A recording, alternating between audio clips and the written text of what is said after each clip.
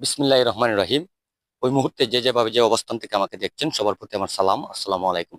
প্রিয় দর্শক শ্রোতা, আপনারা দেখতে পাচ্ছেন আমি একটি বাগানের মাঝে অবস্থান করছি।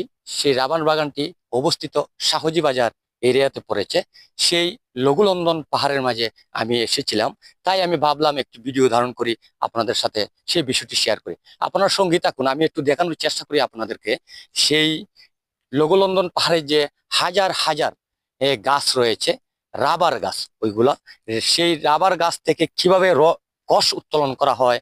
এবং সকাল টাইমে যদি আসতাম তাহলে দেখাতে পারতাম যে শ্রমিকরা যে কাজ করে, আহ, একেবারে সকাল বেলা কিন্তু ফজরে আজানের লগ্নই কিন্তু তারা সেই গাছের গুড়িতে এসে অবস্থান করেন এবং তারা কষ তোলেন। তাদের সাথে একটি চাক্কু থাকে, আপনারা দেখতে পাচ্ছেন। কিন্তু দুঃখিত, আমি সকাল টাইমে আসতে পারি না বিদায় আমি তাদেরকে দেখাতে পারি না। তারপরে যতটুকু পারি আমি দেখাই। দেখেন এই গাছের মাঝে আল্লাহর কতটুকু রহমত।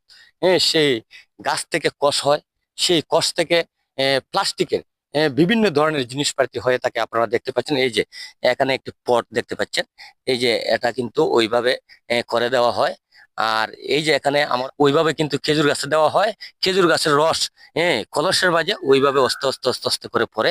আর তারা কিন্তু সেই গাছ থেকে রাবার উত্তোলন করে ওইভাবে কিন্তু সেম পজিশনে, ওই যে কাটা দেখায়, কাটা দাগটা, এই যে কাটা একটি দাগ রয়েছে, নতুন একটি কাটা দাগ।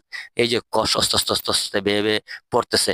তারা কিন্তু মূলত সকালবেলায় এসে সেই গাছটি একটি চাকু দিয়ে কাটা হয়। কাটা হওয়ার পরে কিন্তু ঘন্টা 2 ঘন্টা পরেই কিন্তু যে কোষগুলা সেই বাটিতে জমাট করা হয়, সেই কোষগুলা উত্তোলন করে নিয়ে তারা কিন্তু ফ্যাক্টরিতে জমা করেন। প্রিয় দর্শক শ্রোতা, সেই রাবার বাগানটি আপনাদেরকে দেখাতে আমি ভিডিওতে আসছিলাম। আপনারা দেখতে পাচ্ছেন অনেক সুন্দর সেই রাবার বাগান, হাজার হাজার গাছ এখানে রয়েছে। সেই রাবার বাগানের পাশেই তো মনে হয় আপনার বাড়ি। আমার বাড়ির পাশে পাশেই। পাশে আপনার বাড়ি। তাই আমি জানতে চাই, এখানে যে সকাল বেলায় এসে সেই রাবারের কষ উত্তোলন করা হয়, সকাল কয়টার দিকে আসে তারা এবং কিভাবে সেই কষগুলা ওরা উত্তোলন করা হয়? 4টার দিকে আসে। 4টার দিকে আসে, আসে গাছগুলা কাটে কাটতে মানে 10টা 11টা, মানে 3 ঘন্টা সময় অপেক্ষা করে। অপেক্ষা করার পরে কোষগুলা জমা হয় বাড়িটার মাঝে। এই যে আপনার যে বাড়িটা দেখলেন, প্লাস্টিকের বাড়িটা, এই বাড়িটা এই কোষ দিয়ে বানানো হয়। আর যেগুলা লবারের জুতাগুলা, মানে বিভিন্ন প্লাস্টিকের জিনিসগুলো যেগুলো বানানো হয়, এই কোষ থেকে উৎপাদন হয়।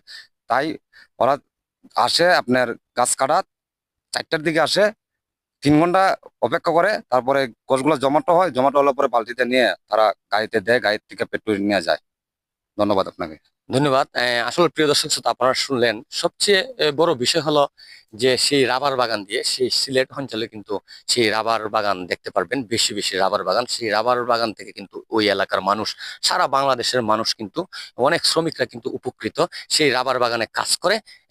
তাই আমি আসছিলাম এখানে, তাই ভাবলাম যে আপনাদেরকে একটু দেখাই সেই রাবার বাগানটি। তাই একটু ঘুরিয়ে আমি দেখানোর চেষ্টা করছি।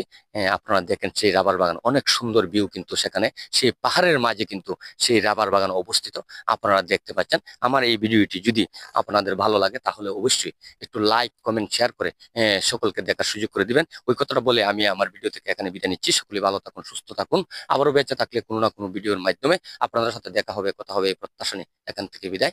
আবার সবার প্রতি আমার সালাম, আসসালামু আলাইকুম।